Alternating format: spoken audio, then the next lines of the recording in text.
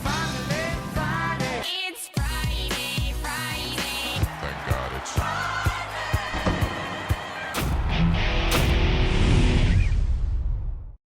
Welcome back to the Friday Show, presented this week by the Match Series, which resumes in July at Delaware Park. I'm Scott Jagow, along with Ray Paulick. Glad to have you with us. Coming up, how good is this 3-year-old crop? But first, Ray, you had a piece this week jumping off of an article that was written, or a couple of articles in the media in Texas, about a 7,500 claiming horse who was euthanized at Lone Star Park.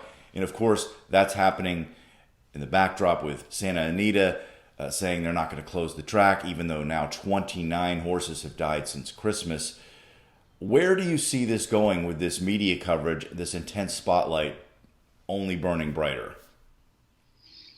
I wish I had an answer. I think one of the things that's happening here, national media, major papers, Los Angeles Times, New York Times, and now Dallas Morning News, they're businesses, and they're seeing that people are interested in reading about what's going on at Santa Anita. So in the case of the Dallas Morning News, and that was preceded by the ABC television affiliate in Dallas, both had stories about this horse that went down in the stretch of a $7,500 claiming race on Saturday.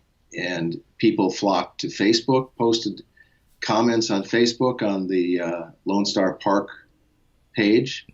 There were no answers. In fact, people said that they were deleting it. And that's what led to the local media to write about it. And I think we're going to see more of this. We've seen it in Kentucky with articles about Churchill Downs' fatality rate. And this spring at Keeneland, there was a spike in their short meeting in deaths. So this is something we're going to have to deal with going forward. It's not like it's the first time that the media has jumped on the case of horse racing over fatalities. I mean, 8 Bells, the primary example, being euthanized after finishing second in the Kentucky Derby, and there was the whole steroid issue already with Big Brown's trainer Rick Dutrow publicly talking about it, and there was some fallout there, but it didn't last that long. This has gone on for months, and it doesn't seem to be going away anytime soon. And honestly, in a lot of respects, it shouldn't, because the pressure should be on horse racing to clean up its act. 29 deaths at one racetrack is unacceptable. Of course, you can always say one death is unacceptable, but you do have to live in reality. And, I don't think there has been a year in which no horses died in horse sports. It just doesn't happen. It's going to happen. The problem is we need to figure out why this is happening. Obviously, the Santa Anita racetrack had nothing to do with what happened in Texas. You can't put it all on the racetrack. Clearly, there could be an issue with the racetrack, but it's not all about that. And that's why all these measures, all this discussion about national reform is necessary, because the media, they're not going away. Yeah, one of our readers asked the question at the end of my column, if racing does everything it can and it still has horses dying, what then? And my response to that would be, racing has not done everything it can. I think California right now is leading the way. Their reforms have gone beyond even what was recommended by the New York task force created by Governor Cuomo after the 2011-2012 aqueduct deaths. Last week, Dr. Scott Palmer outlined to the New York State Gaming Commission how much improvement there's been in lowering the fatality rate in New York since 2011-2012. That's true. And New York is to be congratulated for that. But what about Florida? What about Illinois? What about Oklahoma, Texas? Racing is not just 2 states. It's all over the country, and we're going to be seeing more and more of this. We saw an article in Phoenix over the high rate of fatalities at Turf Paradise a few months ago. So newspaper editors, television stations, media, this is on their radar screen. And I think something you pointed out in the article you wrote was about the public's concern for this issue, that it was a number one issue among the mainstream public. And that's 2019. I mean, times change, things change. The relationship people have with horses is different than it was decades ago. But it is still an important relationship. And if you just say, okay, we can't have any more equine sports, I mean, I guess that's a way to look at it.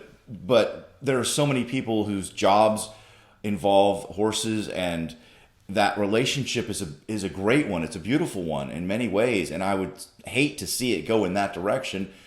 So the alternative is you have to somehow create the safest environment possible.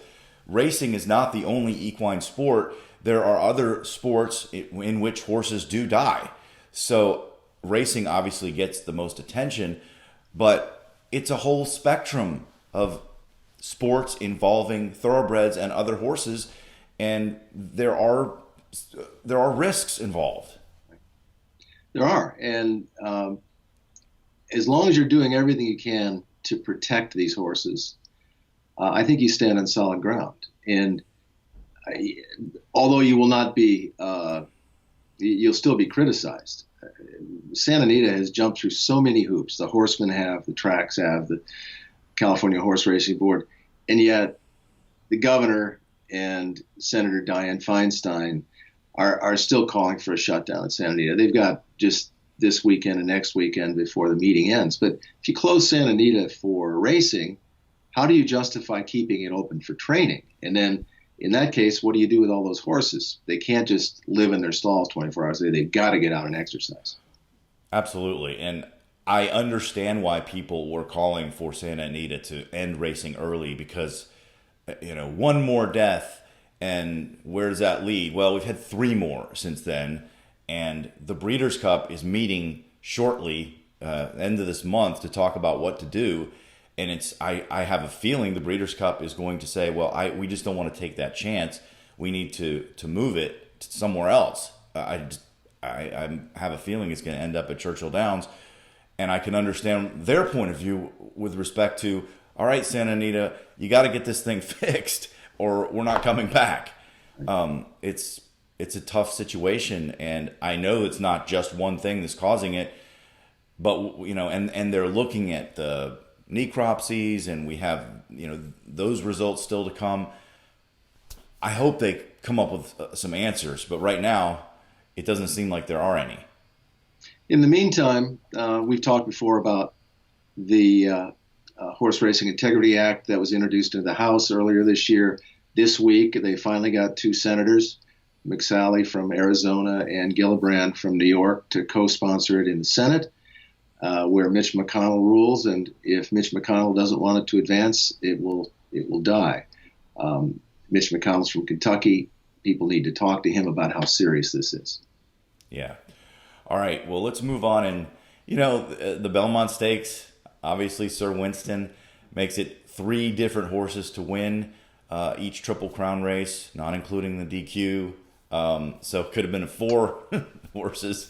What does that say about this crop? It could go either way. You could say, well, it's a pretty competitive crop.